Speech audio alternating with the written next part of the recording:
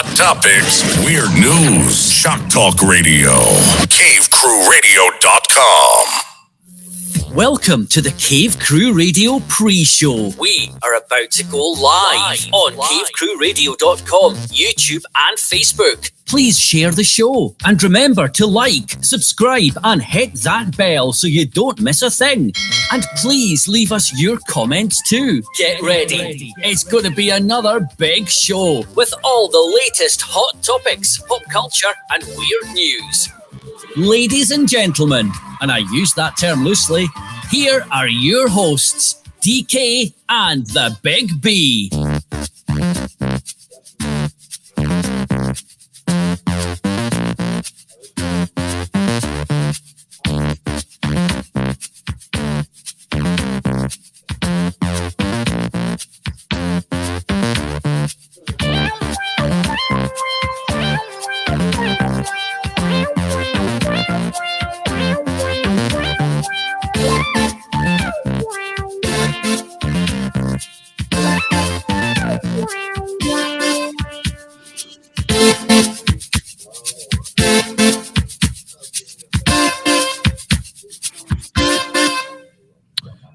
Good evening, ladies and gentlemen. My name is DK, joined as always by Sir Big B. Hi there. Here in the Cave Crew Radio pre-show. And I know we say this every week to you, ladies and gentlemen, but we've got a big show ahead. The Scotty and Baskin press conference scheduled to begin shortly after 8 p.m. Eastern. Live. Also, Mike Jolitz reads the news, and we've got some shenanigans of our own, of course. I can't wait.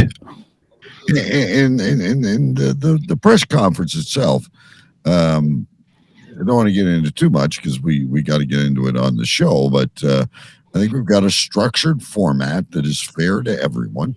Yep. And it should go smooth and not take an entire 90 minutes to get through. Well, that depends. Not on us, on somebody else. Right. Absolutely. And but scheduled to be here, confirmed, asked for the show link, so shortly after 8 o'clock, that will be the probably main event of the evening. Right. Interesting conversation in the chat this week. I threw up a poster that I saw someone else. I call it pop, not soda. Fight me. And, whoa, those were fighting words. It really shows you where people live. Hold on. Oh, good. My headphone cable was stuck on something. Uh-oh. So it really shows you how you can live in the same country and talk vastly different. Yes. Depending on your location. Yes. Like some people, like in your area and other areas, were like, it is soda. And there's no other option. And then someone else put up in the chat later on in the week, some people call it soda pop. Other people call everything Coke. I thought that's the weirdest of all. That must be down Florida way. Well, it within the conversation, I made a comment, my wife replied to it, and she put up this kind of heat map of where people say the different versions of soda throughout the United States.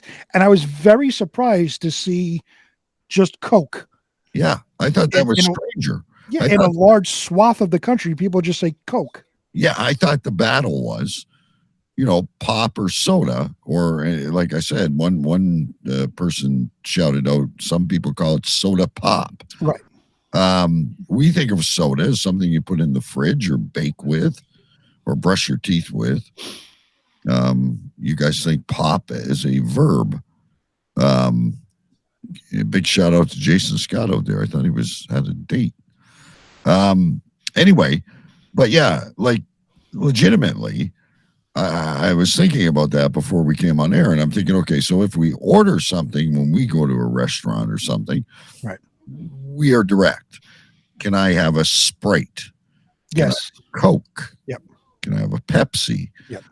What do you get when you order a Coke? See, here we do the same thing. Like, we'll order. You go to a restaurant and you just automatically say Coke, and if they have Pepsi, 9 times out of 10 they'll say, "Is Pepsi okay?" Yeah, and you just say, "Yeah, it's the same shit. Doesn't matter." But if you're talking to your friends or your family or whatever it is, here, I got to go to the store and get soda. You don't just say, "I'm going to get Coke," because you may not be getting Coke. You can get Sprite and root beer and whatever. Right, or orange pop or whatever it is. Yeah. See, and yeah, you call it orange pop. Yeah. We would just call it orange soda. Right. Just it's and Jason said Amanda would never let him go on a date. We can address that later. But they're the ones that said they had plans. I don't know. Right. Anyway, I just it's an anomaly. It's just like, I think I've told the story before. There's like, I live in Windsor, 10 minutes from Detroit. You cannot find gravy on fries, which is a staple here. I've gone to Orlando. I was down at Universal Studios years ago when Jake was smaller, and you pay for a buffet. And I got fries with whatever I was eating, a burger or whatever it would be. And there was gravy sitting there for the mashed potatoes. And I said, "Hey, can I have some gravy on my fries?" And it took an argument to get gravy on my fries. And see, here it is not strange at all.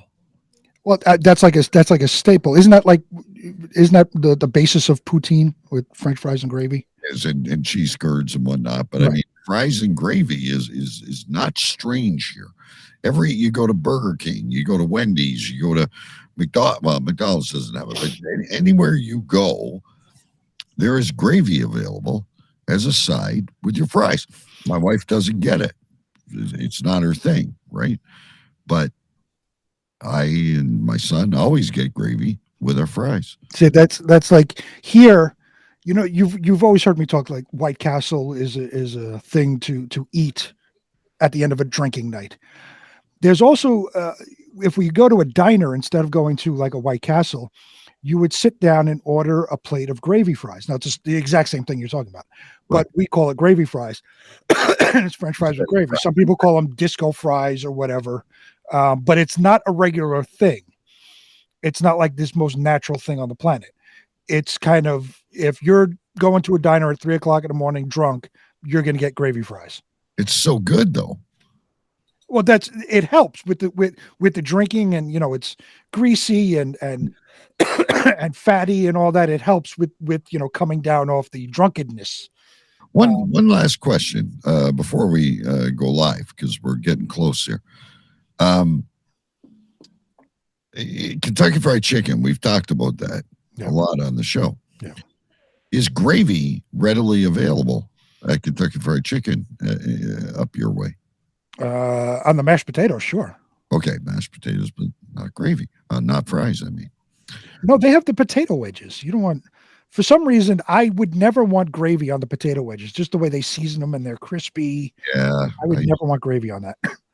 I agree. I wouldn't want gravy on a baked potato or on certain things, but with fries, it is. Anyway, folks, we're going to go live.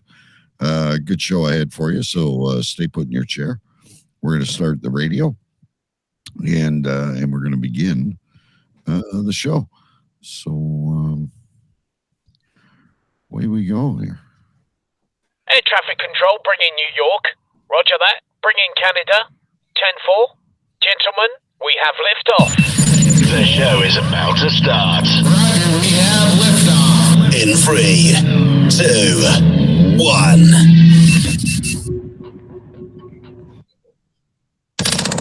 This is radio.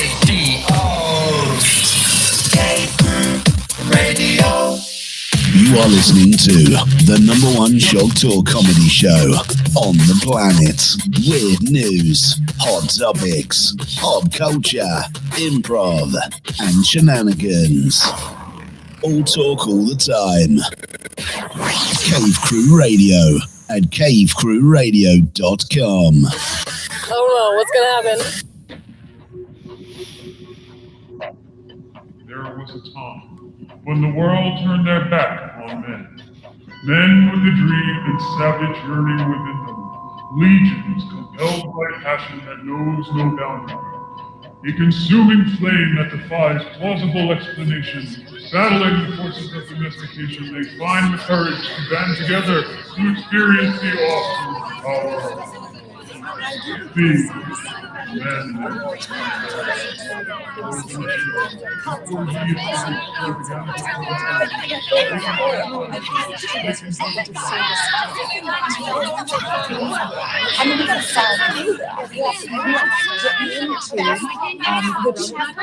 I say this with all due respect.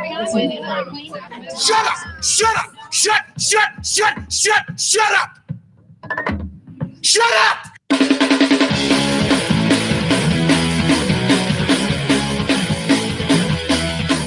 Tonight's broadcast of The Masculine Feminist has been commandeered by the secret society No Ma'am.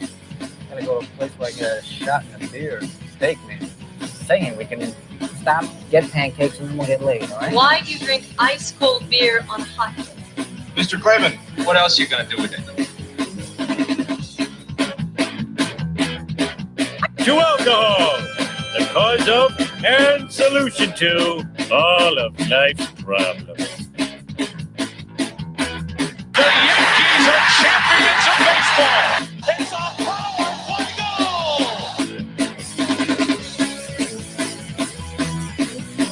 This is Cave Crew Radio.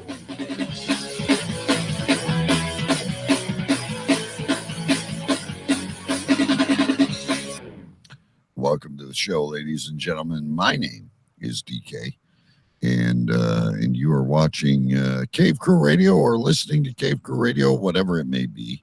We are live every Friday here on YouTube, here on Facebook, Twitter, TalkShoe, and of course, cavecrewradio.com.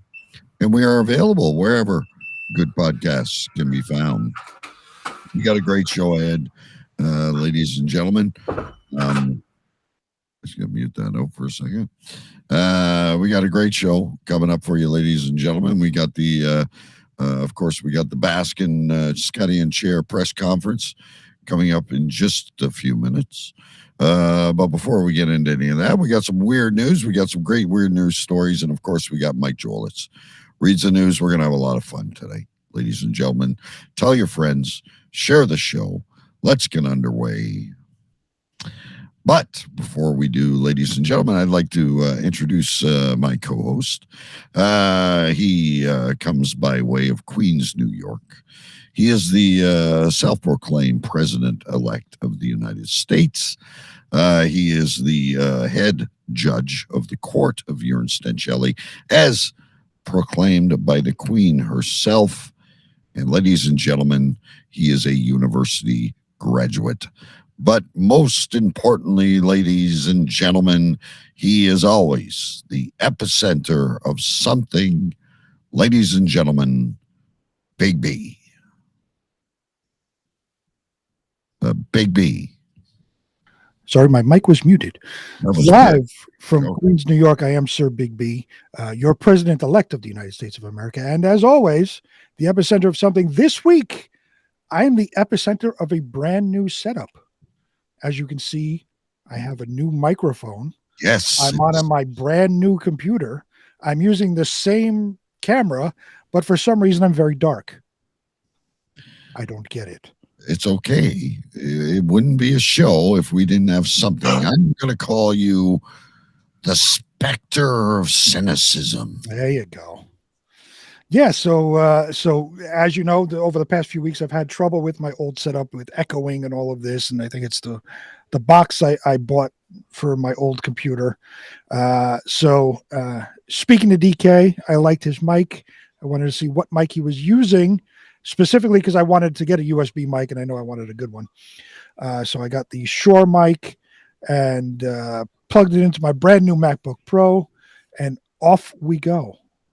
We now have the same microphone. Isn't that nice? How's it sound out there? Beautiful. I mean, everything is beautiful so far. Great. I could see the EQs running, the lights running on the mic, the meter. Yeah, isn't it fun? It's great. I love, and I installed that program that you showed me, that comes with it. Yeah. To do the presets and all that. I made a preset with the gateway, the gate and the compressor and all that stuff. It sounds, excuse me, amazing. Absolutely amazing. I'm very happy now because the way I have it set up, I can actually hear myself again. See, and I like that too. I only put it in one ear because if I have it in both ears, it freaks me out too much. But that's just me. Right.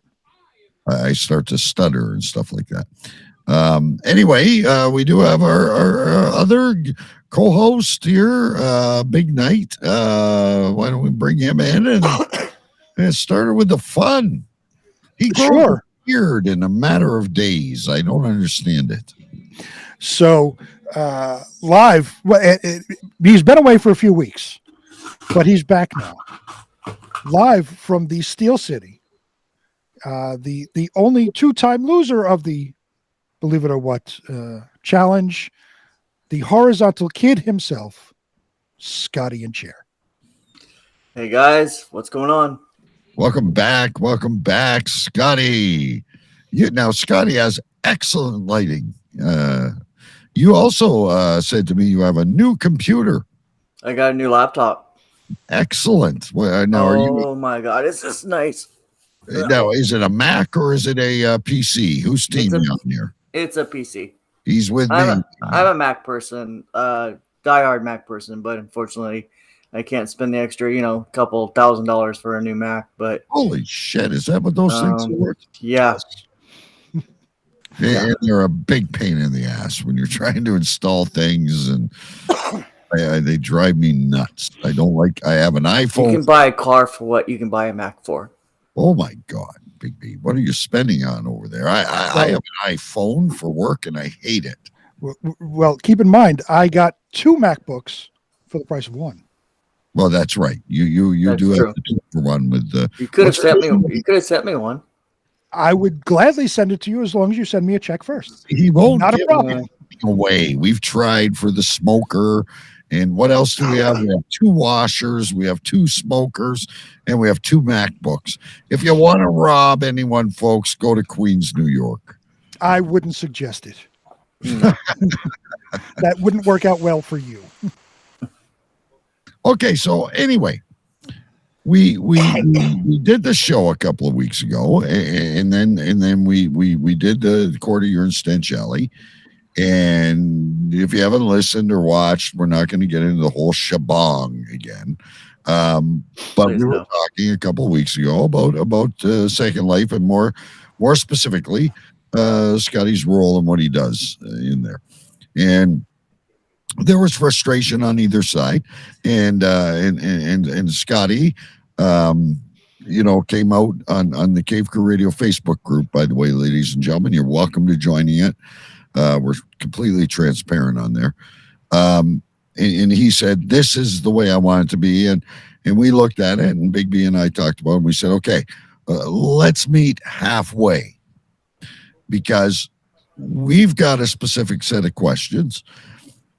Scotty wants to answer them in uninterrupted. Let's meet there. We don't want to hear about the other stuff, the metaverse. That's for the Discovery Channel. But we want to hear about stuff. But Scotty, fair enough, as I think of it, was heated. It was fast. Didn't really get a chance to give us answers. So we've got about 6 questions, Scotty. They are specific. Okay.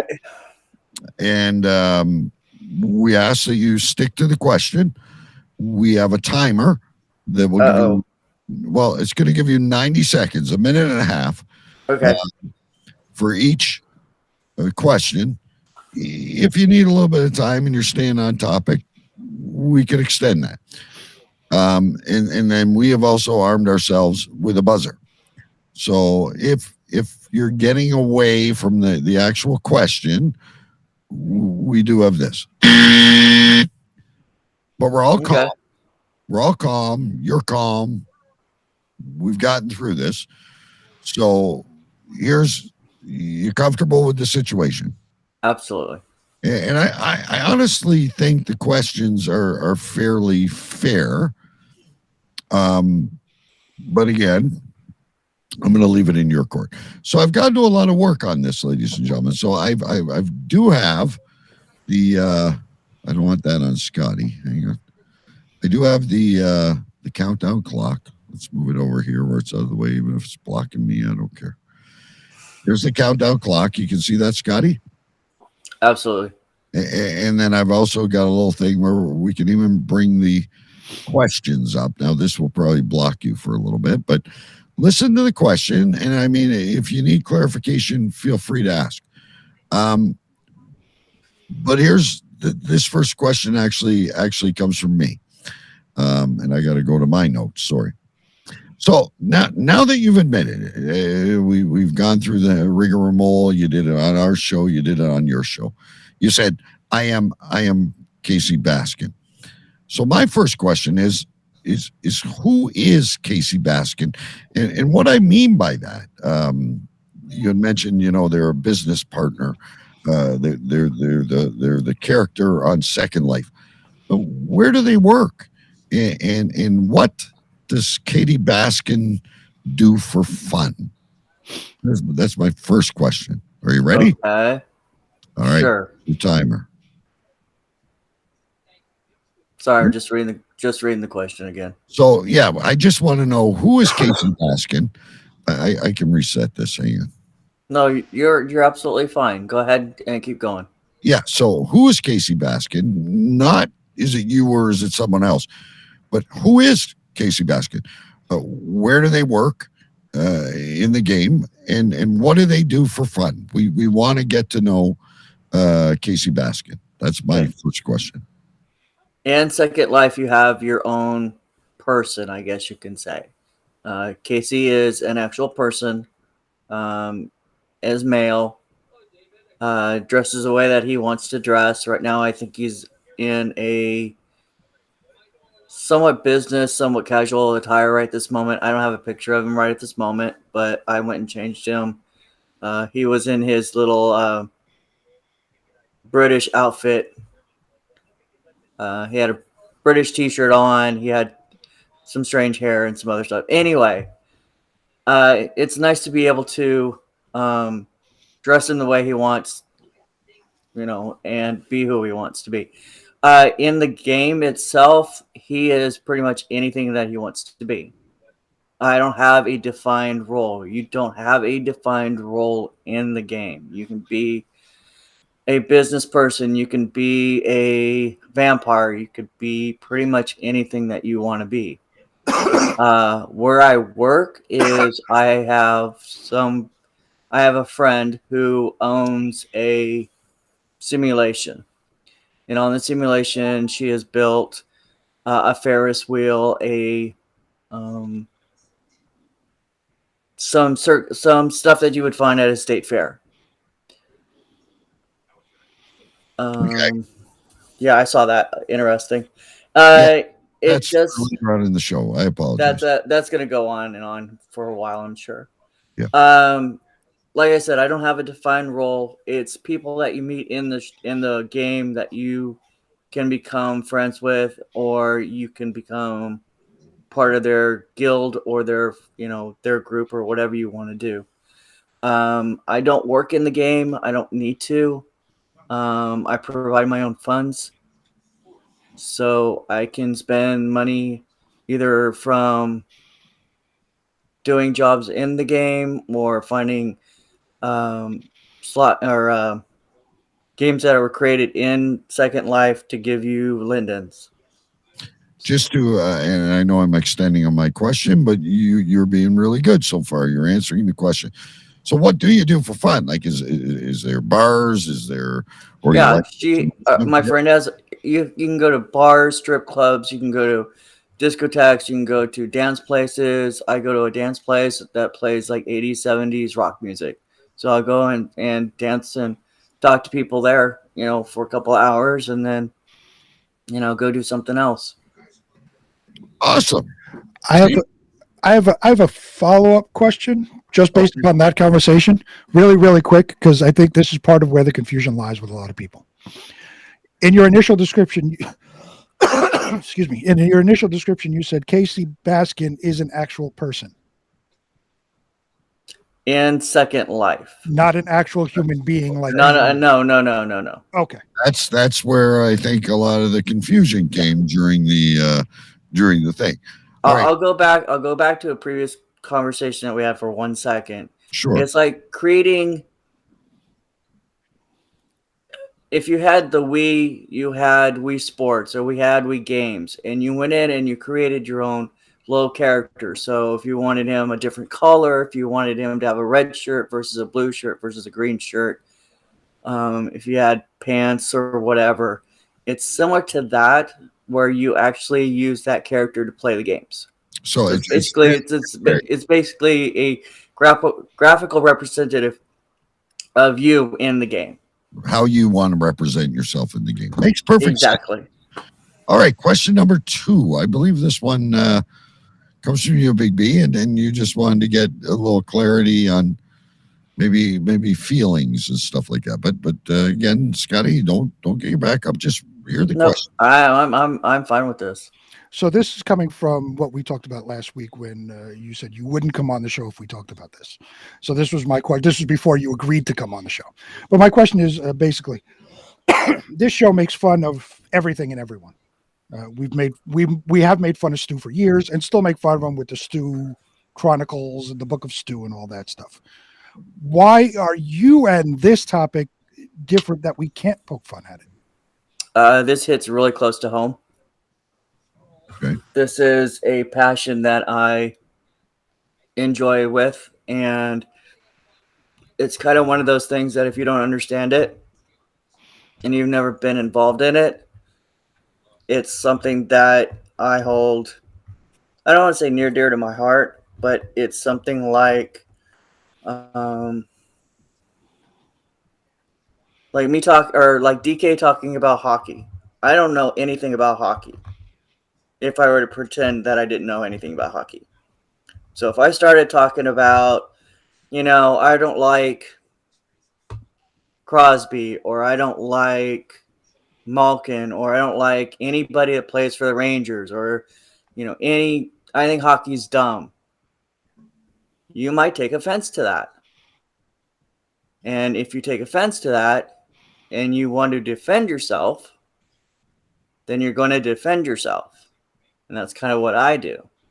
You don't understand what Second Life is. You've never been in Second Life. You've never seen the things that I've seen or done. Then I'm going to get offensive about it. Plain and simple. Can we respond to that?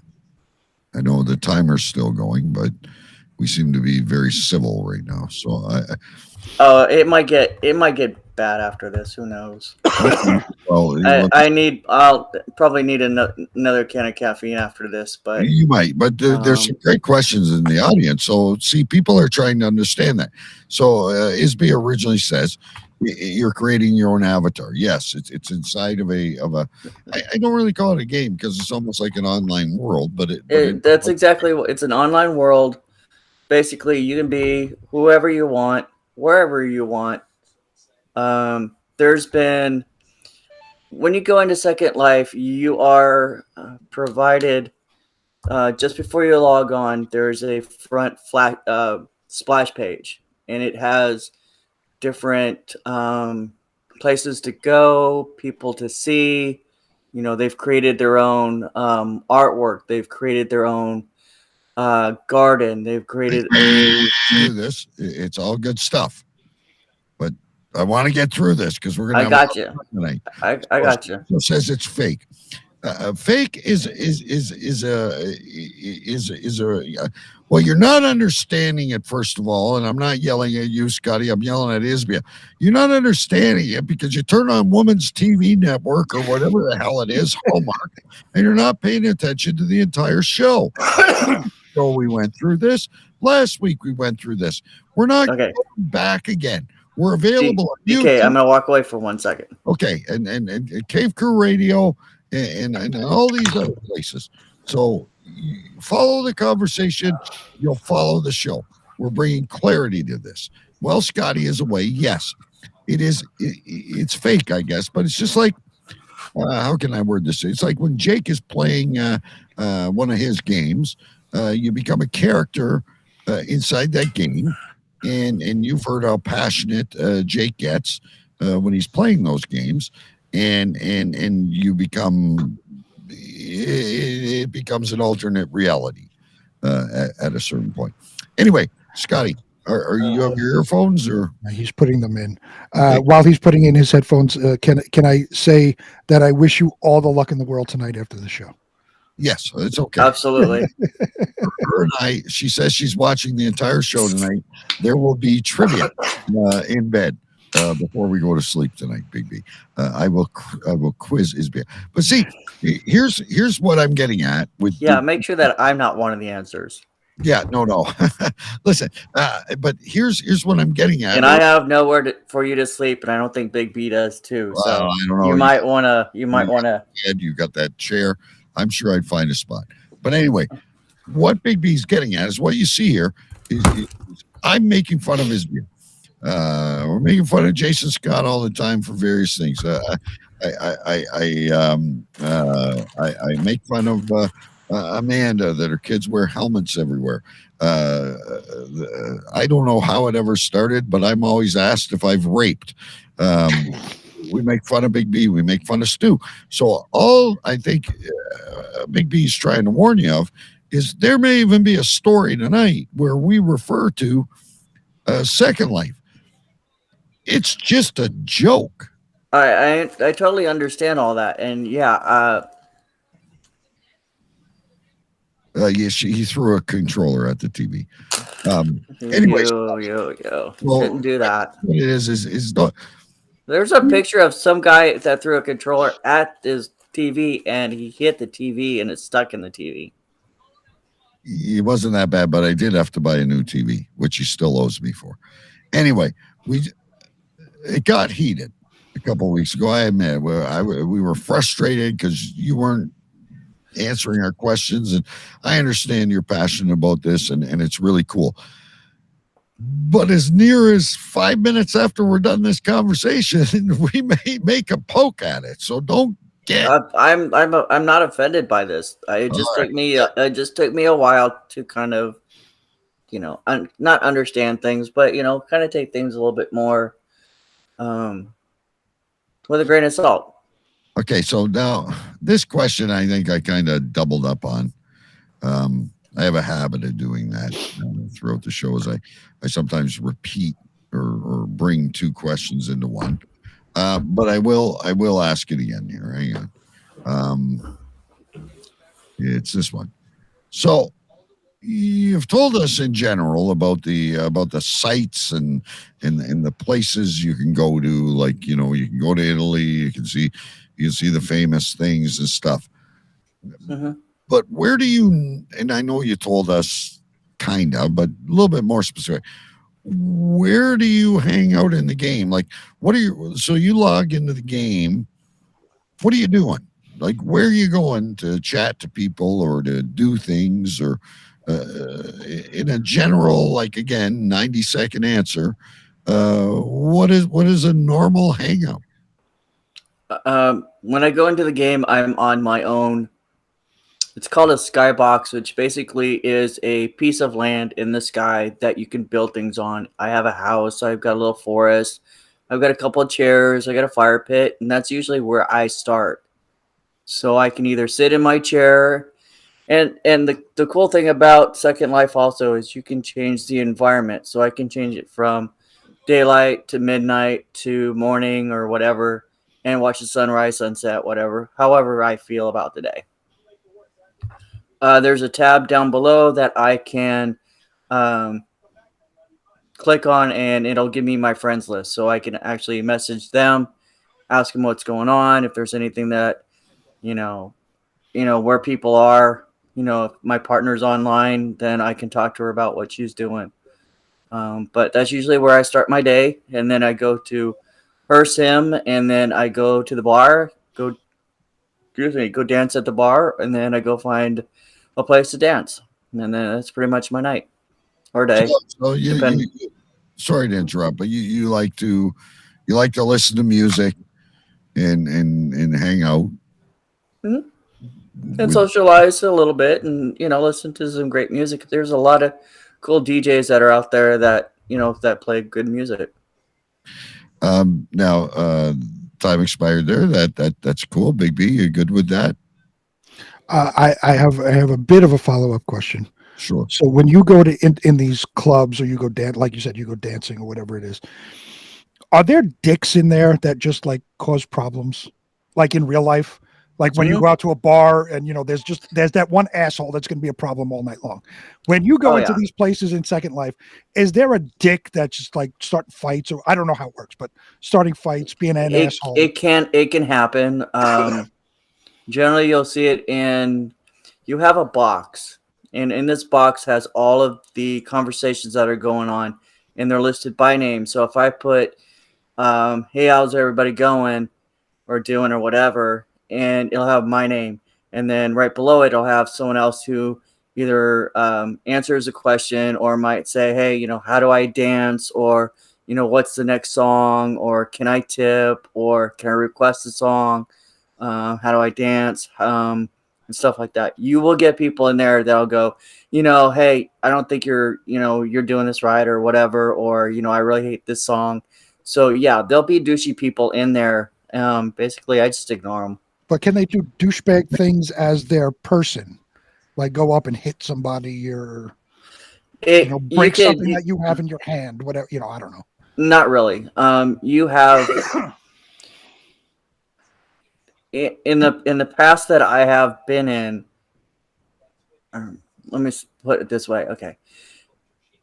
A long time ago, when I first started in this, there was a company that built what they called security devices or things like that in their scripts. So basically, a script is it'll do an action. So I had a friend of mine who was a bouncer at this bar or at this club, and he goes, here, let me check this out. So he goes, just be prepared. And I said, okay. And he shot me out of the club and almost into outer space. So basically, I was launched, I don't know, 200 or 300 feet in the air. So you can ban people from a club. You can eject them. You can send them to a different place.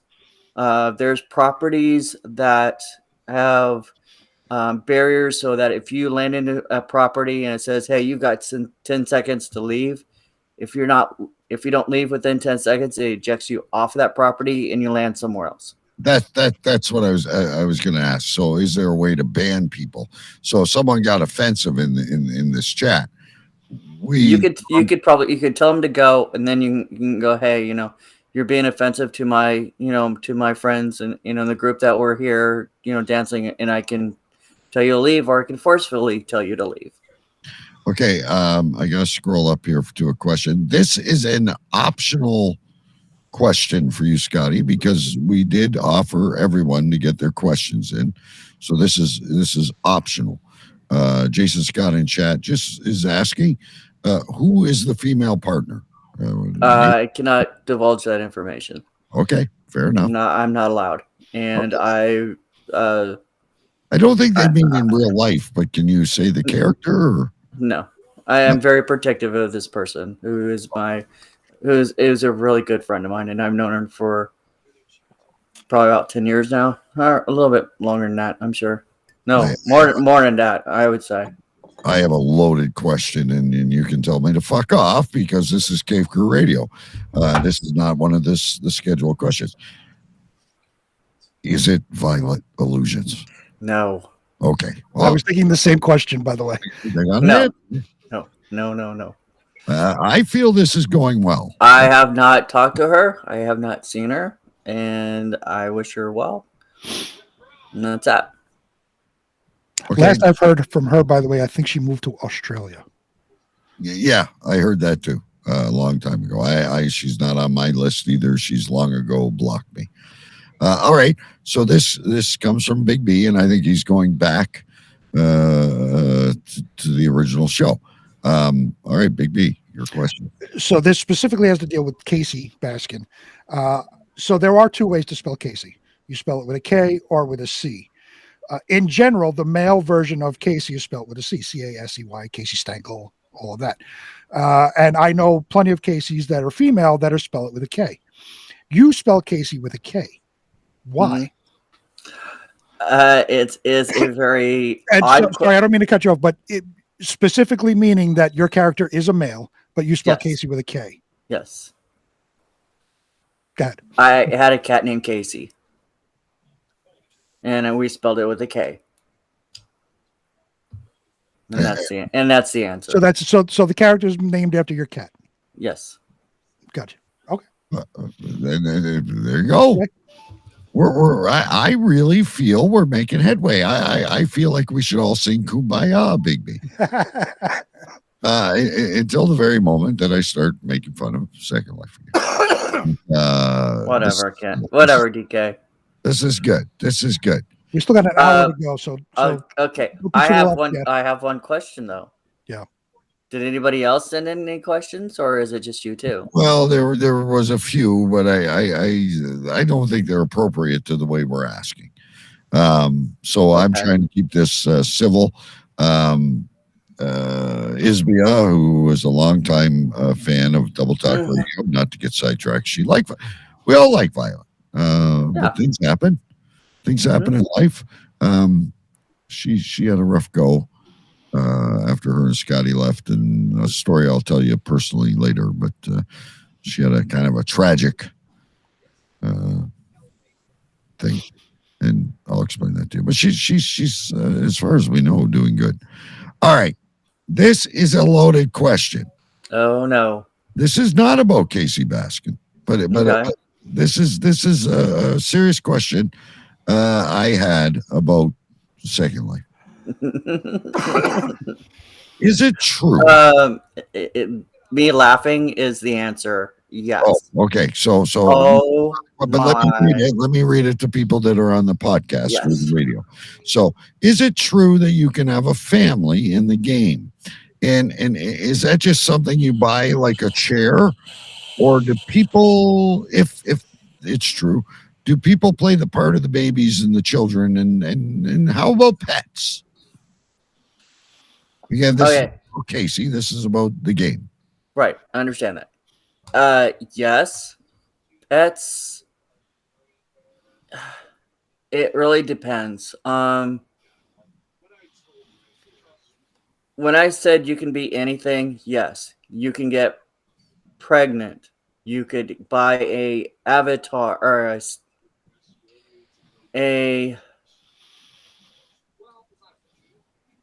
it's kind of hard to describe, but you can get a body, and this body has the bulge. So yes, you could become pregnant.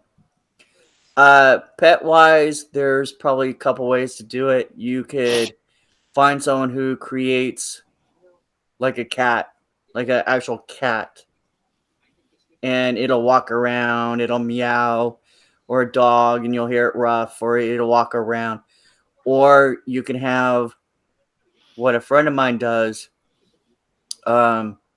He's a werewolf, so you can actually get the full costume of a werewolf or a monster or whatever. So in the game, however you want to say it, yes. So I'm going to stop the clock because the clock seems to be working, so we don't need it. Hypothetically, say, I want to portray a baby or a child, and you and say your partner on Second Life are willing to adopt me, or I want to be a dog. That's what I want to be in the game. I just want to run around and chase balls and do dog things.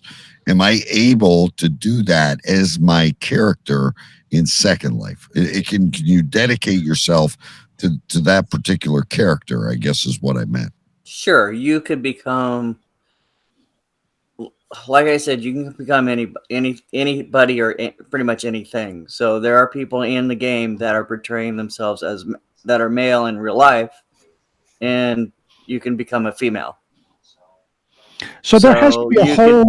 What about a child? What about a pet? You can be a child. So I sign up and I want to be Baby Gaga, or I want to be Ralph the dog. I can do that. Yes. So there has to be a whole underground sort of subdivision of this, of like where it's really fetishized, where there's sexual fetishes galore going on, where you want to become a baby and be a baby and all of this, and somebody else adopts you and does all this. There has to be a whole subculture of that going on in this game. Right. We're not saying it's Kasey. We're just talking. No, not Kasey. But I'm saying based upon that description, where you can be a baby or you can be a dog, whatever it may be. In real life, there are, sexual fetishes about these things. So that has got to be a subgenre type thing going on in the game. That's kind of like their own little corner of things, I would assume. Right. And you're Oh, we lost him. Just as he was going to answer the question, too. Yes, he'll be back. He'll refresh, or might have to log in and log out, Scotty. Isbia, you're really irritating me tonight. Yes, there's money that they have. It's called Linden. And yes, you have to buy your clothes. And yes, you have to buy your food, and like Scotty said, tip the bartender. But what she brings up is a question I'm thinking too, because in a game like The Sims, if you remember The Sims, right, you had to like eat and shit, to do all these things. Do you have to feed your character in Second Life? I don't know, Scotty. I'm removing you just so you can re-log in, and then when we see you, we will bring you back in. Just as we're getting to the end of this segment, we're doing well. I will say, as we've got them out, this is going smoother tonight. We got a little bit of a structure. I think we're coming to a common ground. Yeah, I think we're getting to the point where he understands more that we can kind of make fun of this shit, and it's not offensive. We're not meaning to demean the guy. It's just making fun of it. Just wanted to know who the hell Kasey Baskin was. Right. And Isby, I'll send you the links. You've got about 3 hours of material to catch up on to bring yourself up to par. But fascinating subject. I've been in the game, by the way. I when I was on Double Talk Radio, Violet, and I think it was still when we were on All Radio X. It was the weirdest thing to me. Yes, it was. But they designed my character. I had no Linden or anything like that. They got me a login. I went in, I think, as Double K. And they clothed me because, as you walk in the game, there's a very limited selection that you have to wear. And they designed this bar or studio that we performed in. And we did the show like you and I are right now. We were in the All Radio X chat. Yep. And at the same time, we were in this freaking virtual. And I get what Scotty's saying. There was this one like fucking devil that walked in with these big wings, and people were literally walking in to the bar or auditorium, whatever it was, and listening to the show and interacting with us. And it was very strange. And it was definitely during Double Talk, because that's when I was listening, and Violet. I remember being on the show, and Violet convinced me to sign on.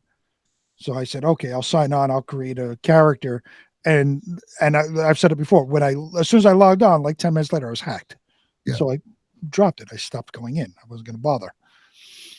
Yeah. So, you had a better experience.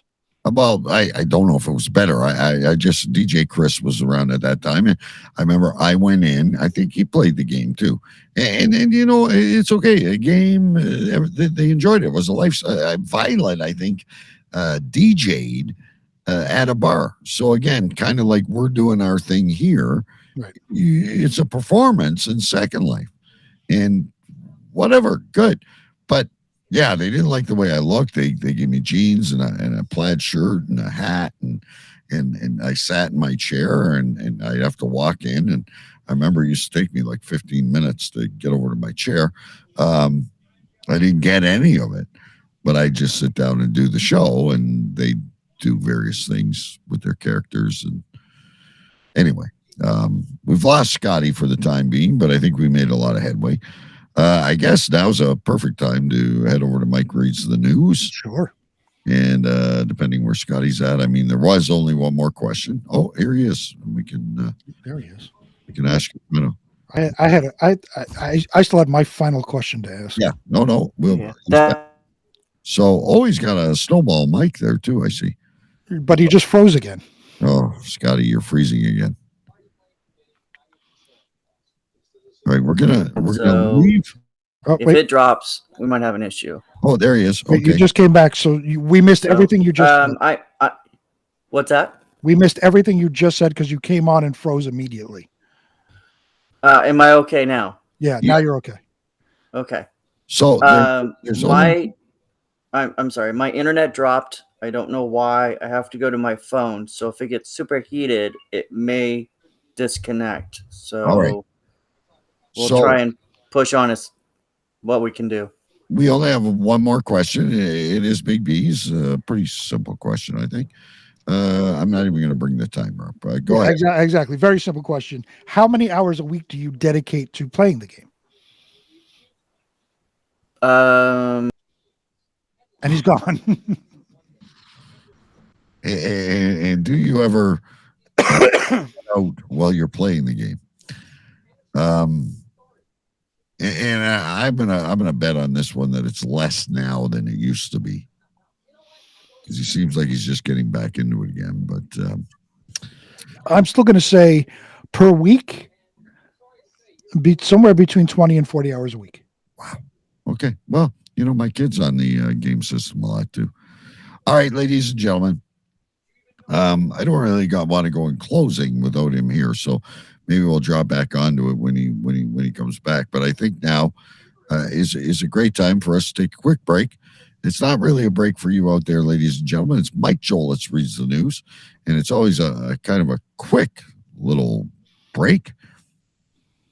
Should we try this again? I'm going to try again. All right, we got him back before we go to Mike Jolitz. All right. Big B, you are wrong. It is less than 20. Less than 20. Okay. What about previous, when you were at your peak of being involved in it? Probably about 2 or 3 hours a day. Yeah. Which, again, kids play video. My kid's over on Xbox right now.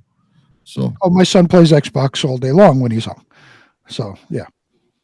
I get it.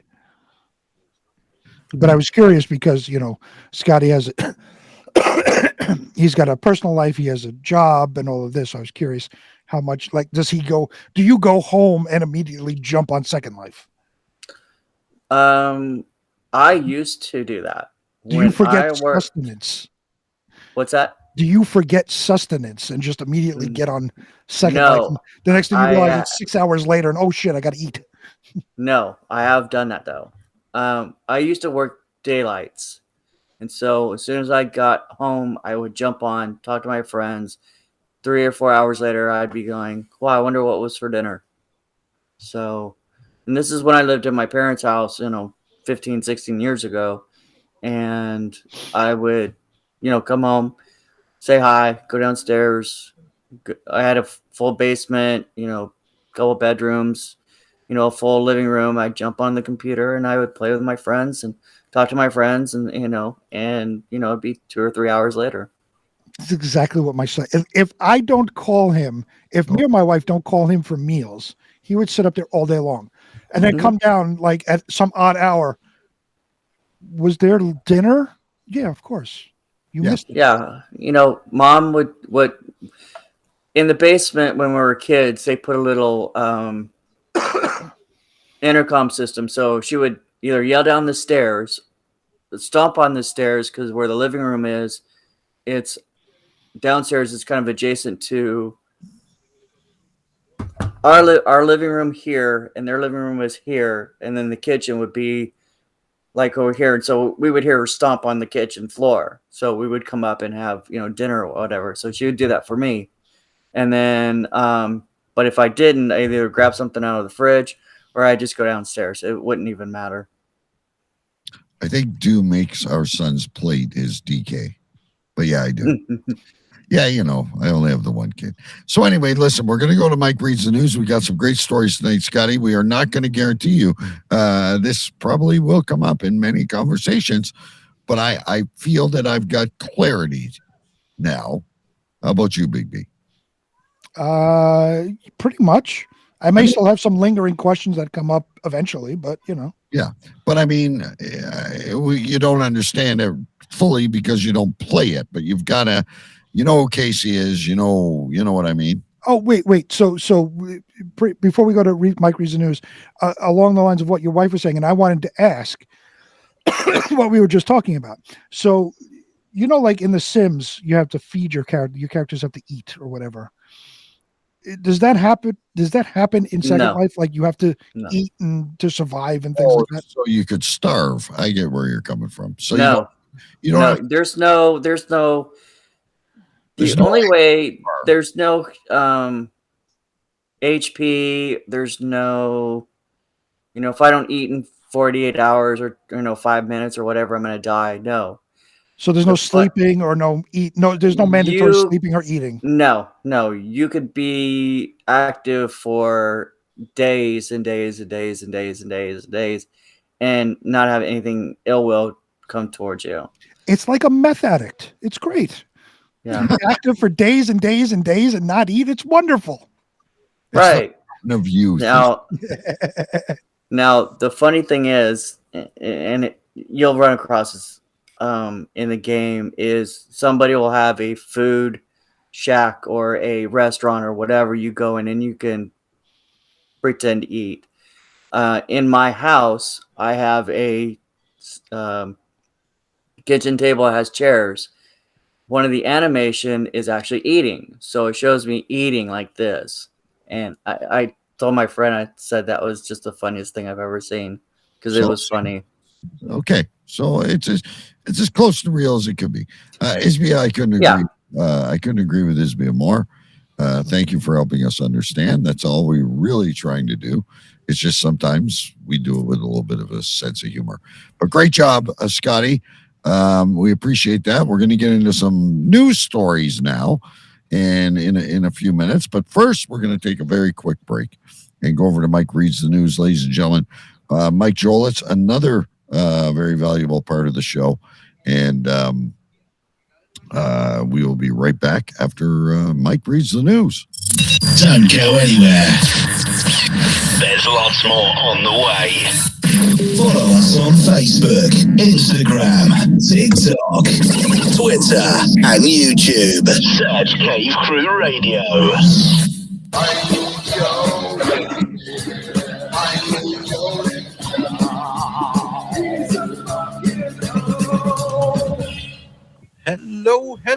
Hello, Cave Crew Radio. How the hell are you guys? I am doing fan-fucking-tastic. Doing really good. I hope you guys are all doing well. And it is now time for the news. Chris the Woolman had to get tested for COVID again. This time they swabbed his butt cheeks. To be fair, he asked for it, though. Got another new bottle of Sky Vodka from my wife. Back on Saturday night and Tuesday and Wednesday and Thursday, too. The Glick twins and Brittany Grinder were all arrested and detained in Russia when vape pens were found in their carry-on bags. Yeah, hashish vape pens. In Gary Glick's case, the vape pen was only found after doing a full body cavity search. Aaron Rodgers signed to a fat contract extension with the Packers. Yay, I don't care. Just play well and win games. Entertain me. Harvey Weinstein was caught with contraband in jail. For the first time ever, he had to apologize. What did he have, you ask? Well, I'm glad you asked. He had a fist-sized butt plug in his rectal and milk duds in his cell. He was only sorry about the milk duds, though. Russell Wilson was traded to the Broncos. Seahawks fans are inconsolable and crying into their flannel shirts. McDonald's is closing stores in Russia over the invasion of the Ukraine.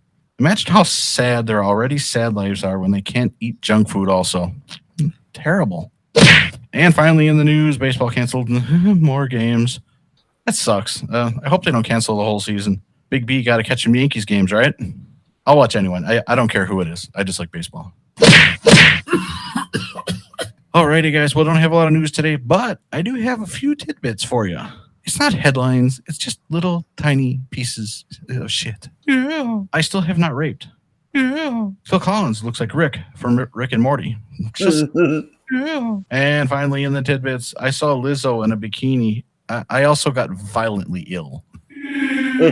Alrighty, guys. It is now time for your weather. Heading up to Windsor, Ontario, Canada, where DK lives. On Saturday, it's going to be high of 29. Sunday is going to be a downright balmy 47 degrees. And Monday is even going to be warmer. It's going to be 55 degrees. Very nice. Heading over to Queens, New York, where Sir Big B lives. Saturday, 47. Sunday, 39. But skyrocketing up to a out of this world 56 degrees on Monday. And finally in the weather, heading out here to Surprise, Arizona. Saturday is going to be 76. Sunday is going to be 79. And Monday, it's going to be 81 degrees. Sorry, guys. Well, that does it for this. Mike reads the news. Hope you guys have a great show. Tschüss, ciao, and auf Wiedersehen, everybody. If you want to get me on the Twitter, it is at... If you want to email me, it's mike.com. Or you can call me a voicemail, number 701-7-2-8-2-6. Later, bye-bye.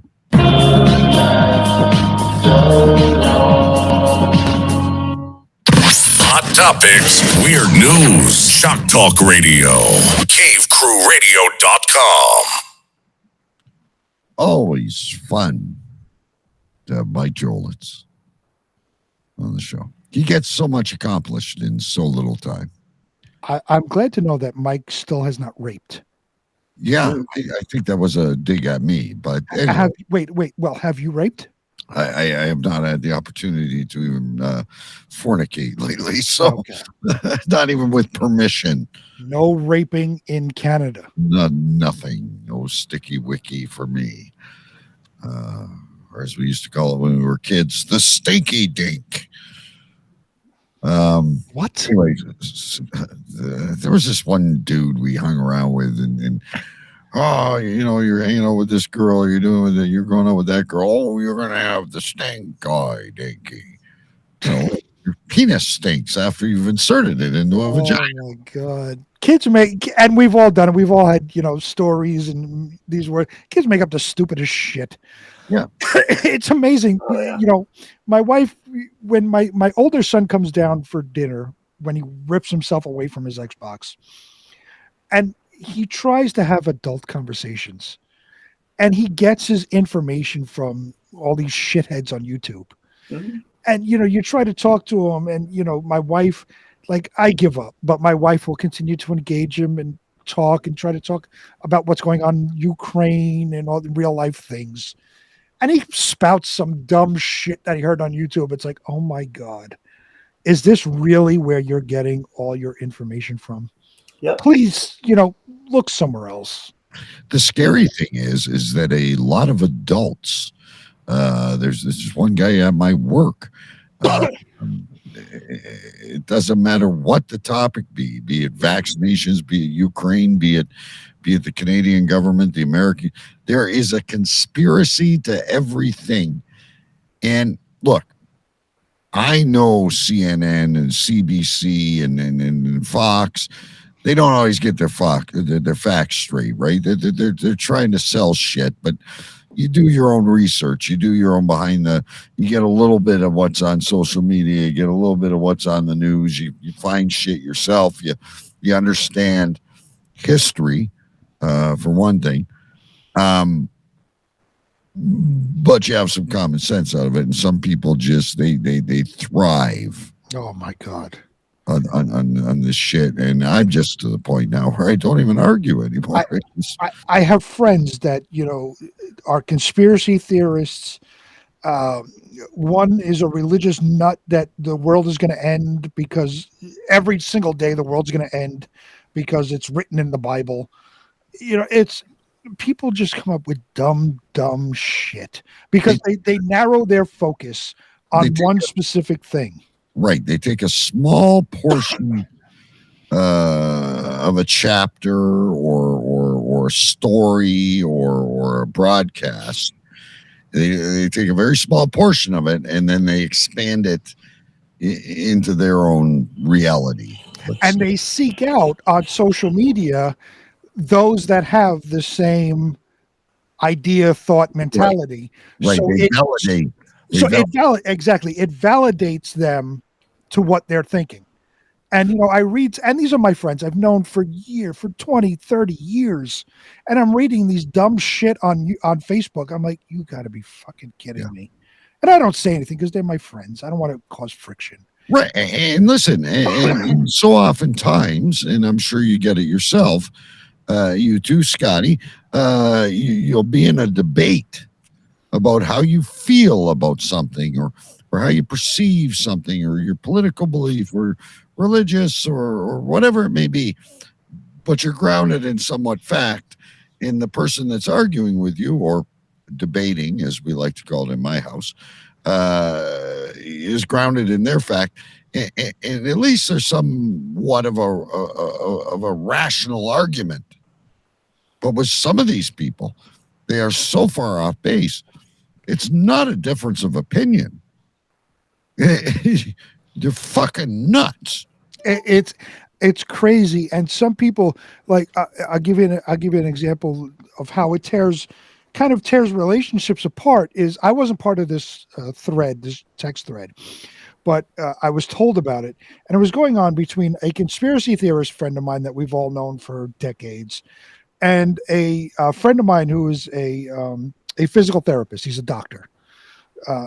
And it was all about the COVID vaccines and all of this and that. The conspiracy theorist friend of mine was calling the doctor friend of mine part of the lie. He doesn't know anything. You're just a puppet for the CDC and all this stuff. My friend who's the doctor is like, I read the books. I read what's out there. Right? Are you kidding me? And the conspiracy theorist friend of mine is like, he works for the MTA on like the bridges. So he's not a doctor. He's not in the field. He's not reading these books. He's watching YouTube. Right.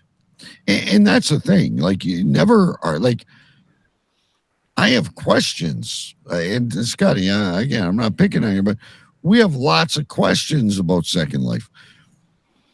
But we really can't speak on authority because we don't do it. So I find that quite often these conspiracy theorists or nutcases, whatever you want to call them, they can't speak on authority. I can't argue with a doctor. I can tell them I am vaccinated personally, but I can tell them I don't want to get vaccinated because I don't want to put this shit into my body because I don't believe you. But I can't argue the facts he's saying because he's the expert. Right. There's a difference. You can disagree, but telling someone they're a lunatic when they're based in fact, when they're based in education, you went and got your university degree in IT. I can tell you, look, I wiggle this wire or I do this. This is what I do. But you've got the education. You know how the ins and outs of it. I can't call you out on that. Right. But the problem is with conspiracy theorists, and again, these are my friends that I'm talking about. If you don't agree with their specific point, you're either lying, you're a puppet, or you're part of the propaganda machine. Right. That is going against everything that he believes, and and if you believe the opposite of him, you're sheep. Right. It's another way to give an example of this. If you don't believe me, you're the enemy. We've done trivia, and I've given you an answer, and you said no. But you've at least gone and fact checked. Yes. And then come back and go, shit, I didn't know Gloria Estefan was 70 years old. Or that's just the one that comes to mind. Right. But you at least fact check it before you challenge. Yeah, of course. Initially, you don't believe. You're like, no, it can't be. But then when you actually look at, okay, and you have to look up more than one source of things. Right. The problem with conspiracy theorists is they narrow their focus, and they will just seek out everybody that, like you said, justifies their beliefs or gives them validation, instead of looking at the whole gamut of opinions. Scotty, you and Kasey are not conspiracy theorists, are you? No. Okay, I just need to clarify that because you've been quiet, sitting back there relaxing in chair. I mean, we could be. I mean, if you want a particular hockey team to win the Stanley Cup, you can theorize that, the ice is wet, or, the puck was, a couple ounces too light or too dark or whatever, or, you could throw. As a dedicated fan, I've probably been there. Last night we lost in overtime, and I both Austin Matthews and I thought it was a bad call. You get passionate, and you're right. Sometimes passion overrides reason. I have a friend of mine, the friend of mine that's the very religious person. You've got a lot of really weird friends, by the way. Well, it's the same person that's the very religious person that thinks the world's going to end every day because of what's going on. Right. He's a diehard Islander fan. And, being a hockey person, DK, you remember the awful years that the Islanders were literally the worst team in the NHL. Yeah, they're back there again, by the way. Oh, they're terrible this year. But back when they were consistently the worst team in the NHL, he would always argue that the refs were against him, were against the Islanders, and the NHL was specifically doing this to them. And I said to him, yes, the NHL and the referees would waste their time on literally the worst team in the league to cause them to lose more. Does that make any sense to you? And of course, he's like, that's what they do. They want this person to win. They don't want the Islanders to win at all. Why? When you ask why, they have no answer. Before we go to your news stories, in just a second, I do have a conspiracy theory that I actually believe in, and it goes back to the year that Wayne Gretzky was part of the Los Angeles Kings. Okay. And I believe it went down to Game 7. I don't have my details in front of me, and I don't want to fake you out. But he speared Doug Gilmour, right. And the call was let go. And the Kings ended up defeating the Maple Leafs, which another team, ladies and gentlemen, which has a very not successful record. But in that particular year, the Stanley Cup would have been Montreal and Toronto.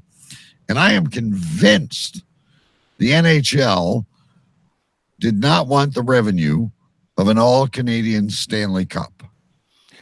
So I guess I buy into this conspiracy stuff when it gets into my wheelhouse. Well, it's not even in your wheelhouse, because as an outside fan of all these teams, looking in, when you're talking about a Wayne Gretzky, Sidney Crosby, Michael Jordan, all of these guys are the faces of the league, so they get away with so much more. I mean, you talk to a diehard basketball fan, they'll tell you Michael Jordan could carry the ball from one end of the court to the other without dribbling it, jump up, dunk the ball, and they'll say it was fine. And not get called for anything. Yeah. And the same thing, Sidney Crosby was the biggest bitch and still is the biggest bitch in the NHL. I agree. He would cry for everything. Yeah. And he wasn't even the best player on his team. Evgeny Malkin was so much better. I agree. But they would give him the calls every single time. Gretzky was the face of the NHL. Never mind his team, the face of the NHL. he will get the call every single time. So I will say that in today's modern era, we are heading to better times, and Austin Matthews is the GOAT. He will win the Rocket Richard. He will win the Hart Trophy. He is a Mexican-American, and I love him to death. He is a Toronto Maple Leaf. He's not winning the Hart Trophy, by the way. He will. He's carrying that team on his back. He will not. Sidney Crosby is a little bitch. Sidney Crosby's the biggest bitch the NHL's ever seen. All right. Enough of that stuff. We digress. Let's get to the news. Hey, good evening. And now the rest of the story. It's time for this week's Weird News. Now over to the CCR News Desk with senior correspondent Big B.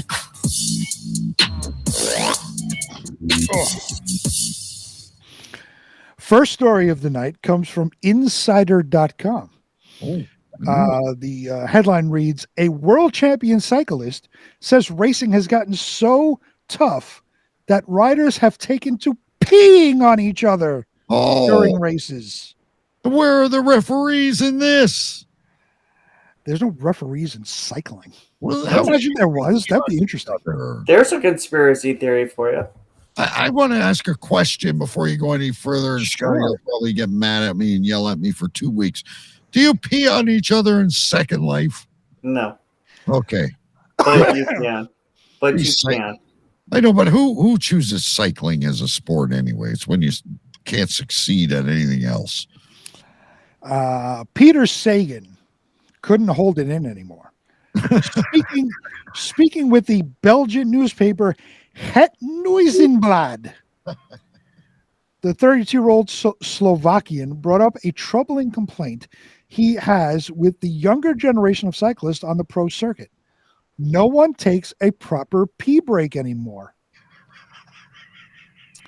Sagan began criticizing the lack of respect he felt from the younger athletes toward veterans. Back then, it was the older riders who talked a lot, and now the younger generation does too. Then I think, okay, you are strong, a champ, whatever, but you're younger. The younger generation lacks that respect. You feel that in the past, you had the unwritten laws in the race. Now forget it. There is total anarchy there. Anarchy. There's total anarchy in cycling. So Generation X basically soils their bicycle seat. Well, soils each other, apparently. Oh, yeah. Well, this picture is kind of, the imagination's good. I mean, there's plenty of room to pee everywhere. But obviously, they're jockeying for position. We'll tell you. He says precisely how Sagan saw that anarchy manifest was somewhat surprising. I first noticed it when, as a leader in a stage race, I stopped to pee. They kept on attacking, while that used to be a moment of rest in the peloton. He continued, the bathroom break just doesn't exist anymore. I saw it again in the hot VAR. You used to have the fixed time to stop to pee together. So I know I'm getting ahead of myself, but like someone blows a whistle and all the bikes stop, all their intensity, and they all pull over and urinate. Okay, sure, why not? This is how I'm getting it anyway. Yeah, I don't know because I don't know cycling. Okay, neither do I. But the way you're wording it is, it's like an unwritten rule. It's like in golf where you don't cough or talk when the guy's going to shoot. Right, that's what it seems like, an unwritten rule in cycling that, all right, at a specific point in the race, you stop and pee or a group. Bruno's urinating and we all slow down. Everybody got to stop, whip it out, and pee. Yeah. Whether you have to or not, you got to give it a try. No passenger in the pee-pee. Right. Okay, got you. He says, now everyone is peeing from their bicycles. Hold while I write things down. Yes, that is excellent. And while you're writing this down, I'll kind of bring it to everyone's imagination. So Bruno and the team, they're riding along. They don't want to lose any space. Every inch counts. They're basically pulling down their spandex and pissing as they go. So this reminds me of Speed Racer. Some of you may not be old enough to know who Speed Racer is, but like the race cars, it was basically an Indy 500. And the race cars would have really cool shit. Like they'd shoot out smoke or spikes would come out of the side of the wheel. Right. This is basically a modern day Tour de France war. Basically. He says, I understand if you ride the final of, say, the Tour of Flanders. What the fuck is the Tour of Flanders? There's field where poppies lay upon the bodies row on row, something like that. Or Paris Roubaix. I don't know what that is either. Wait, hold on. I got to write something down. Okay. Anyway, ladies and gentlemen, so we don't understand cycling. It's largely a European sport. While you're writing that down, I will tell you, Isby and my son and I went up to Blue Mountain, which you've heard, Blue Mountain Pottery. It's a lot of really hilly ground and a lot of really steep climbs. And there were these dudes, man, and I think they were like they were retired guys. And these dudes were bicycling. Like I was getting tired with my foot on the gas pedal. It was such a steep climb. I do give these guys a lot of credit. But anyway. He says, at the dead end of a race, you don't lose anything by stopping for a while. And then they don't even bother going to the edge of the road. Wow. He says, no names, but they just piss in the middle of the pack. Just piss. Everyone pees on everyone. Just like a baby when you take off their diapers. Just start peeing on Just everybody. Pee. Yes, instead of confetti and fireworks, you're going to get a golden shower. Everyone pees on everyone. Okay, you drove the point home. It's disgusting. And if you say something about it, you are supposedly arrogant because you can't decide what someone else should do. Indeed, a cursory search through Getty Images revealed the truth I had previously not been aware of. Collective bathroom breaks in pro cyclists is a thing.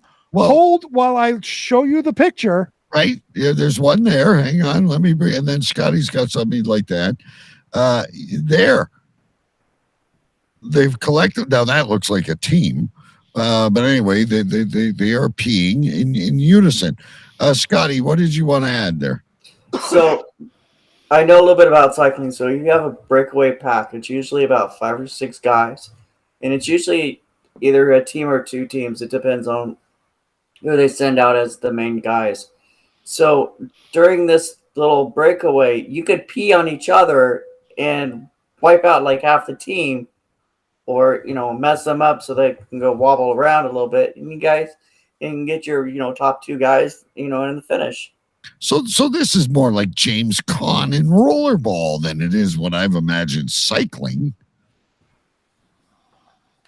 This is vicious.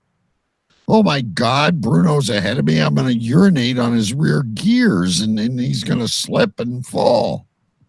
You could pee on his pedals. You could pee on the gears. You could, do whatever.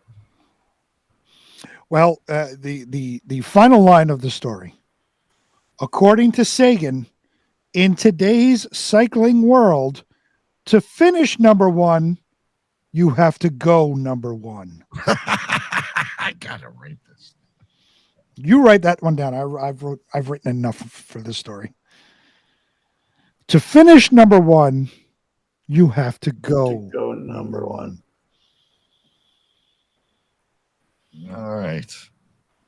There you have it, ladies and gentlemen. A side of cycling you never knew about, and that's what we do. We bring you the stories, and now we were talking about Second Life. We've talked about rapes inside of Target stores. We've talked about the woman who married a tree and then got divorced. Via Jason Scott on our Facebook group, we found this story here. This coming from the Lad Bible. Headline reads, "Woman in relationship with toy plane says he's the best partner she's ever had." So many questions. A woman in Hungary has opened up about how she found love with a toy plane, which she now shares a bed and kisses every morning and night. Sandra, 28, from Budapest, says the toy jet is the best partner she's ever had after he turbocharged her love life. Oh. Do The we have a Hungarian sound effect for this one? The Hungarian has been obsessed with planes since the age of 3 and dreamed her entire teenage years about working with them in some capacity. In 2021, she finally secured a job working in the aviation industry, surrounded by her favorite things, planes. And that in and of itself is not a thing. You dream about planes. You want to be in the aviation industry. You find a job in there. Great, good for you. You really like strawberries. You might become a strawberry farmer. Exactly. I got you.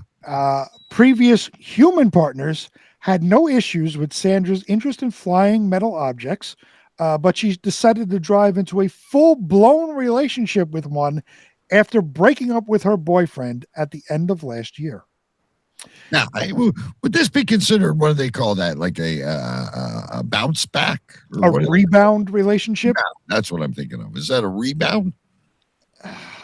How would you feel if your girlfriend at the time said, "I'm breaking up with you. Oh yeah, and here's my, my now significant other. It's a plane." Yeah, we all toy plane. Like, if someone's going to leave you, you would think, yeah, it's going to be a step up, at least in your mind.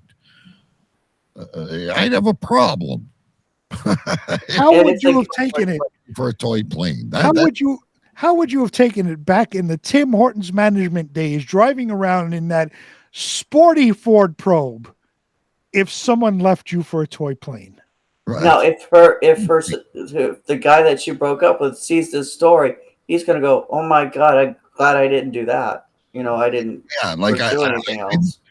I didn't turbocharge her like the plane does." Oh boy! And I can't even imagine the conversation she has with it. The high-flying romance between Sandra. To hear the breakup call.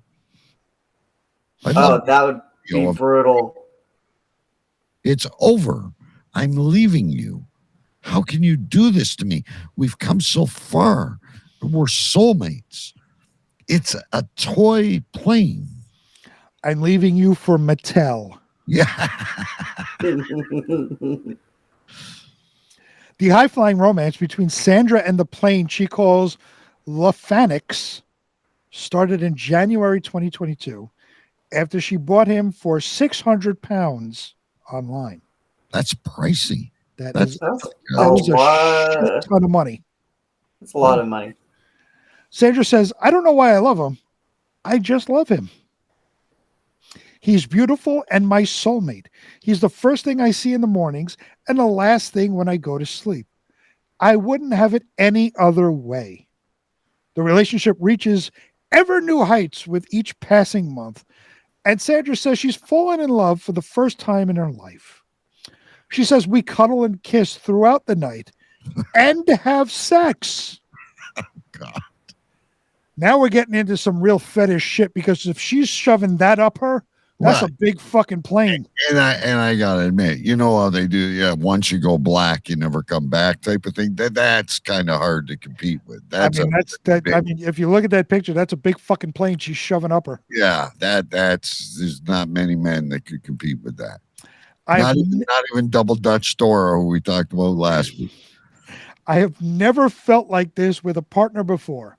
For the first time in my life, I'm in love. I've always liked planes more than the average person.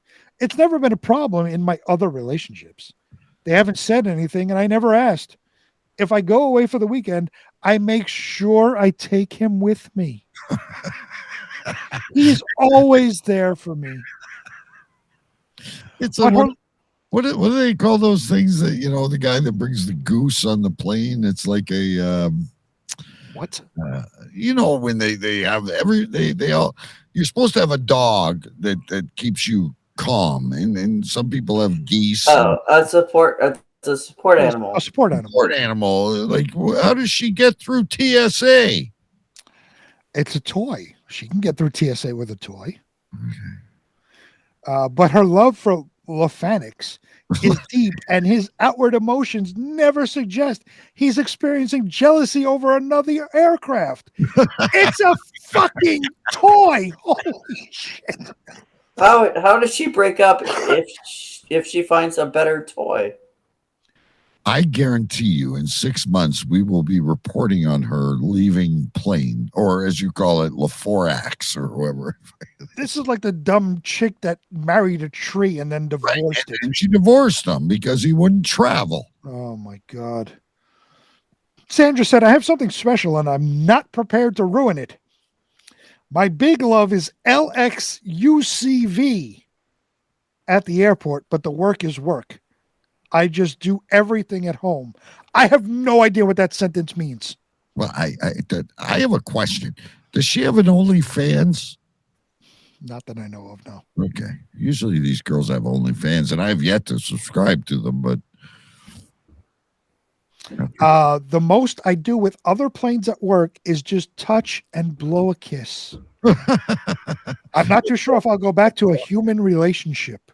Right. It's okay to look, right? It's just like it's okay to look. Don't touch. Planes are more reliable as partners. I know I can always speak to him. I like how planes represent endless opportunities. To me, that is something positive and something I want to have in my life.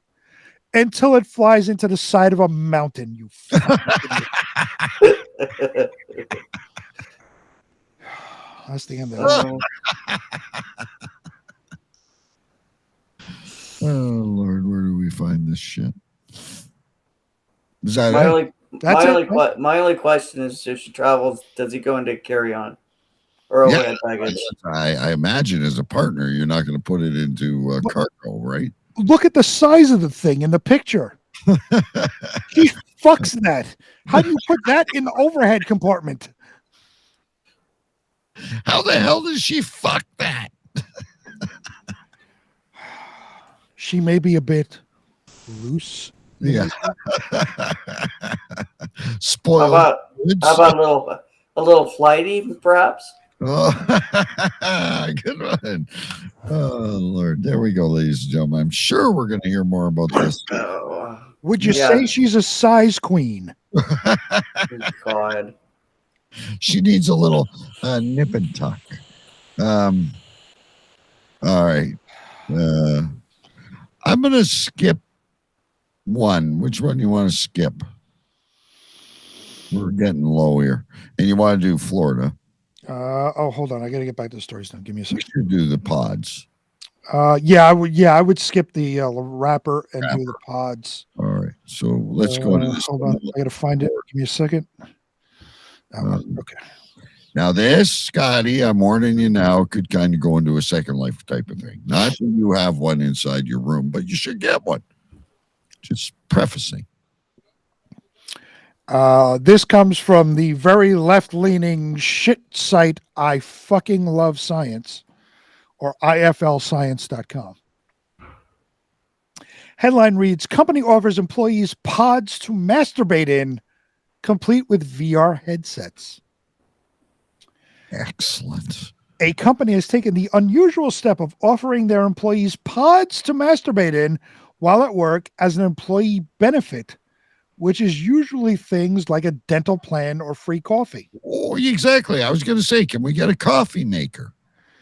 The Cyprus-based adult website Strip Chat installed 4 pods for its 200 employees. That math kind of just doesn't add up. No. How much time do you get? And will allow them 30-minute paid breaks during work hours to make use of the pods, AKA to jack it. So they're paid. I want to bring this up. These are quite elaborate machines. Not the most comfortable position to masturbate in, but anyway, they're paid to go sit in here, and I guess they put the goggles on, and whatever your fetish is, you get to, and the thing fucking closes. That is fucking cool.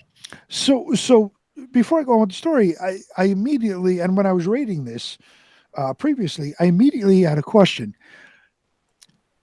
Here in New York, it back when it was almost as more of a shithole than it is now. In Times Square, there was porn theaters everywhere, and peak booths and all of this stuff. And the joke always was, you don't want to be the guy, the janitor, to clean up the peak booths. Right. Who's the guy that cleans up the pods in this fucking work environment? Right, because That those was my question too. And they would stain in gray and black very easily. Yeah, and there's 4 for 200 people. Right. That's 50 people per pod. That's a lot. Now, wait a minute, too. We're assuming these are all males. Like, do the females... I'm not assuming they're all males. In this VR thing, do they get, like, dildos and shit? No, well... I think later on they tell you have to bring your own lube. No, you don't. You don't have to bring your own lube. I'm sorry. I did read. It is not BYOL. Okay. The decision to install the pods was made to help employees cope with the stress of the COVID-19 pandemic. Yes, because you're stressed that you might die from this global disease. So let me go jerk off and it'll feel better. In a communal pod. In a communal pod where 49 other people were in the last 10 minutes. It makes no fucking sense. Right. My bare ass is touching the same spot. Right. Yeah. I'm sorry. No offense, Scotty. I don't want to put my bare ass where your bare ass has been. Exactly. No, we don't bump bums on this show. No. Just looking at it, I'm hoping that it's soundproof and you cannot see into the pod. I don't know, but it looks like it has a sunroof if you look at the fucking top of it. Yeah, that is really odd. If you're willing to masturbate at work, I'm quite sure you're somewhat of a voyeur. And you're probably like waving at people with your spare hand. Does management allow a queue or people to stand in back of it? Or is it, do you have your own allotted time? A reward for performance. So you are employee of the week. You get the pod for an hour on Friday. Well, I want to know what kind of website this is. Well, you have to Google. This is why we feed you this information. But this is like Pizza Friday to this place. I'm taking it. Well, to answer Scotty's original question, it says with 200 employees sharing the 4 pods, they may not have assessed the stress and awkwardness involved in queuing at work for orgasm. Well, could you imagine? Okay, so it's my time. I don't necessarily want to share it with Brian and Scotty that I'm going to use the pod, but I really need a stress break. And then I open the pod and you two are in the queue. Now, of course, you're about to do the same thing I just finished, but it would still be fairly awkward. It would be very awkward. Yeah. Now, do they have someone standing by the pod, so as soon as someone's finished, they go in and clean it? It doesn't say. Right. The pods, which look like large futuristic balls, are equipped with 4K screens, Oculus Quest VR headsets, tissues, and a comfortable chair to masturbate in. It will also not be BYOL, as lube will be provided by the employer. So lube is a benefit. It's not a... They give you the tissues and they give you the lube. That's right. And a 4K screen. And a 4K screen. And Oculus if you wanted the VR experience. Oh. Surprisingly, the company is not the first to offer masturbation breaks. Last year, Erica Lust Films who employs 36 members of staff, began letting staff have 30-minute masturbation breaks, again, due to the agitation people were feeling during the pandemic. The company went more low-tech, offering a masturbation station rather than a high-tech ball in which you can crank one out. So what they did basically was set up a desk over there, and you could sit at the desk in front of everybody and jerk off.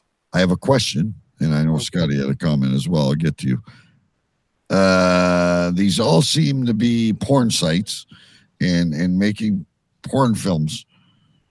Not saying anything against stamina, but why do you need to masturbate? Your job is to fuck somebody. Well, not everybody's job is to fuck somebody, right? The guy that edits the video is not fucking anybody. The guy that, is the audio editor is not fucking anybody. So, it's like those guys that they're not the stars of the video. Very good point by Isbia. If you're doing it in the first place in public, you deserve to be embarrassed.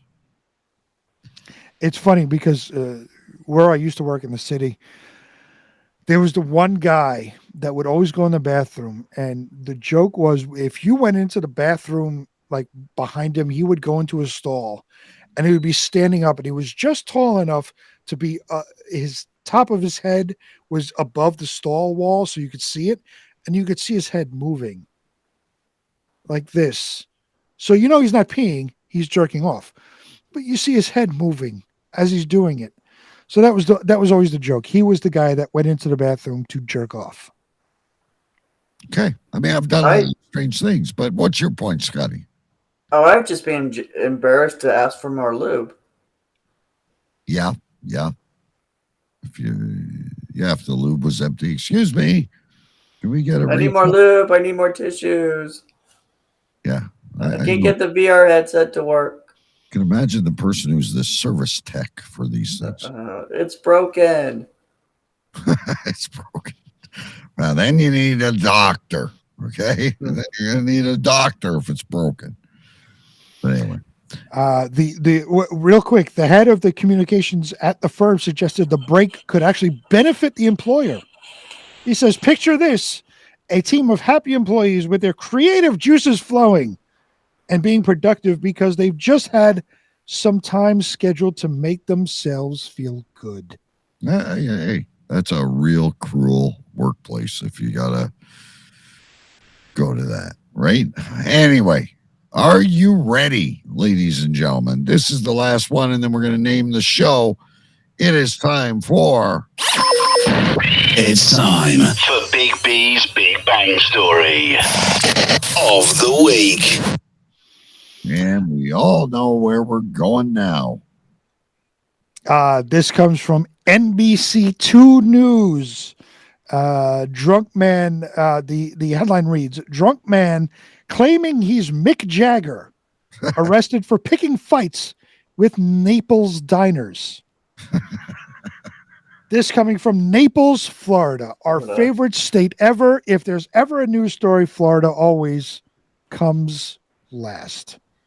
Save the best for last, I say. A Collier County man woke up in jail Tuesday morning, likely with a pretty bad hangover. According to Naples police, 59-year-old Eugene Bingham was drunkenly picking fights at Ocean Prime on 5th Avenue South Monday night. Diners said Bingham was drunk, disruptive, and aggressive. One woman flagged a Naples police officer and said, "A drunk male in a red shirt is yelling at people, claiming he is Mick Jagger." At that point, Bingham, not the legendary Rolling Stones frontman, left Ocean Prime and was spotted by officers near Cambria Park. Officers tried stopping Bingham, but he charged right into an officer. That's when Bingham landed on his butt on the sidewalk. From there, Bingham told an officer, "Don't fuck with me.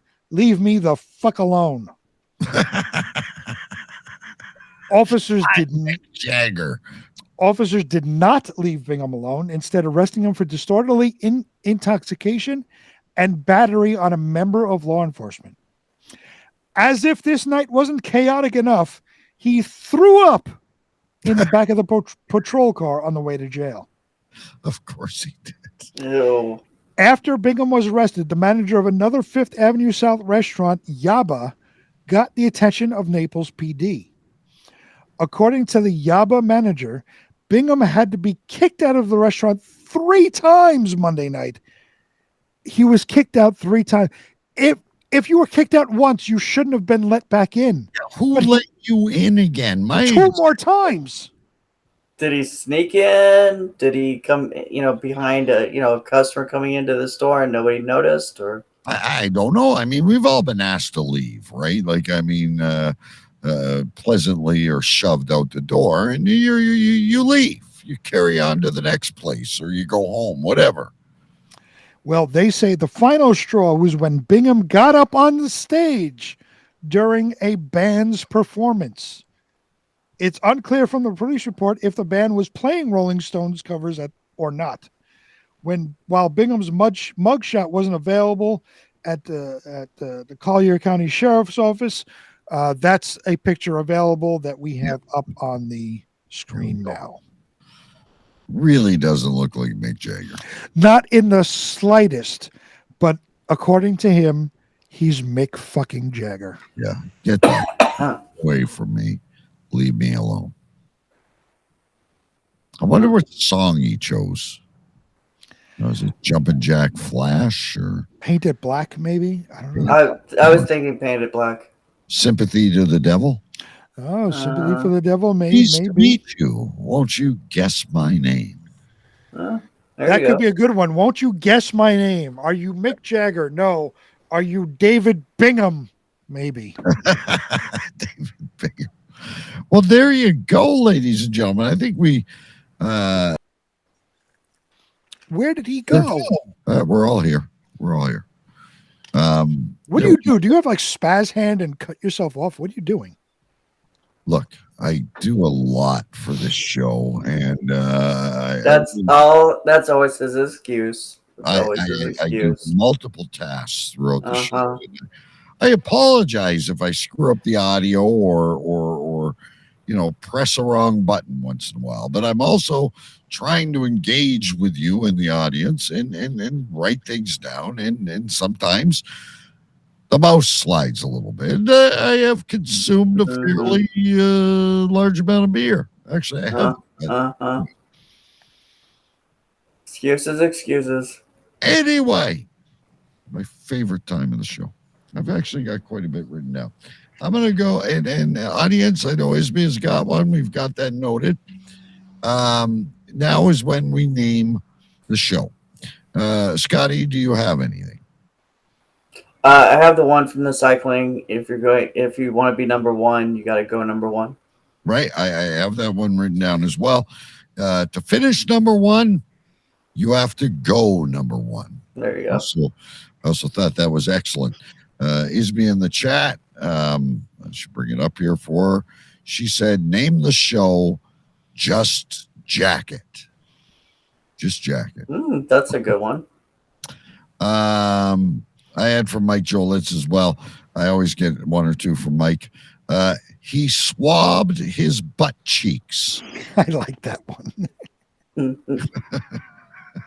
I also wrote down a few more, way too long, but I really liked them. Both from the cycling.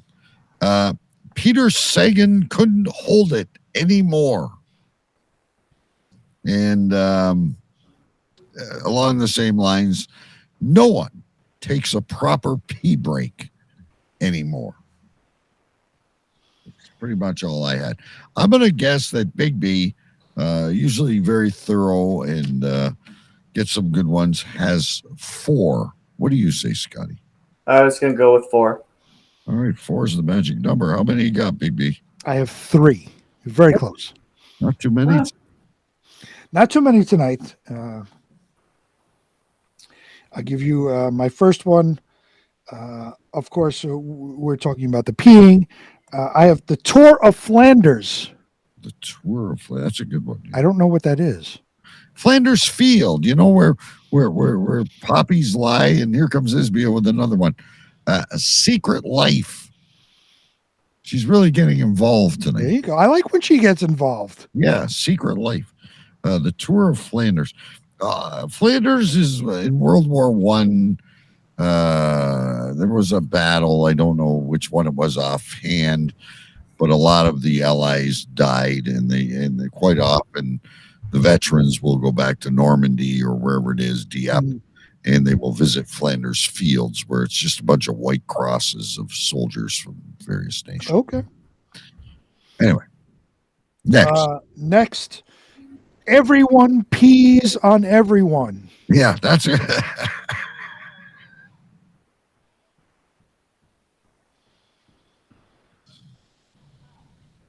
The Tour of Flanders is held in Belgium, and it's an annual cycling thing. Right. My final one is a bit long, but I like it personally. Whether it be a show note or not, I like it personally. Now everyone is peeing from their bicycles. Pee seems to really go well. Now everyone is peeing from their bicycles. From their bicycles. That is extremely long. I can make exceptions, but there are. All right. I think here we got everyone pees on everyone. What was this? Come be like me. I don't know what that is. I don't know what that's from. Yeah, that's Isbia, but maybe she's talking about everyone peeing on everyone. Everyone pees on everyone. I still really like to finish number one. You gotta go number one. And we had Isbia with Just Jacket, and I don't know, where's everyone sitting on this? Last one's a little bit too long, BB. But we got everyone pees on everyone. Excellent, I think. To finish number one, you got to go number one. Just Jacket. Got to limit it to something here. Is the second one, if you to finish number one, you have to go? Is that too long? Yeah, it might be, but so is. Well, I guess everyone pees on everyone is a little bit shorter. I do like that as well. No, I like, to be number one, you have to pee number whatever it is, but I don't know if that's too long. Yeah, it might be. We could use that as a show note. I'm going to go everyone pees on everyone. I would go ahead. I was going to say I will second that. Yeah, I like that one. That would catch my attention. All right, ladies and gentlemen, unless there's any objection, the name of the show is Everyone Pees on Everyone. Excuse me. All your other excellent suggestions will definitely make it into our show notes. They always do. Which doesn't mean you're number two. You're still number one. All right, boys. I think we made a lot of headway. I tend to think that Scotty will be joining us again next week. I also kind of feel that he'll be saying very nice things about us on his show tomorrow. Probably not. Probably not. That's okay. Hey, we I'll be here. I will probably either that or I won't talk about it. Okay. Whatever floats your boat. Anyway, gentlemen, as always at the end of the show, I have to go number one. And if I don't, yes, you did good tonight, Isidore. You will still be in the show notes. You did very good. We are very proud of you. But I do have to go number one. And unfortunately, that means we got to end the show. So, gentlemen, have a great weekend. She likes her titles, and she is not. I think Isbia is going to start to watch the entire show more often. I would love her here more often for the entire show every week. Yes. That would be great because she keeps popping in with, some really good comments. So really I would go for it. Really excellent. Yeah. Anyway, we'll see you next week, guys. Later. Later. I want you to pack up and get out. Get the hell out of here! Go. Just go. Get out. Get the hell out! That will conclude this evening's entertainment. Cave Crew Radio 2022. The tradition lives on. Shut up! Shut up! Shut up! When you open your heart to patriotism, there is no room for prejudice.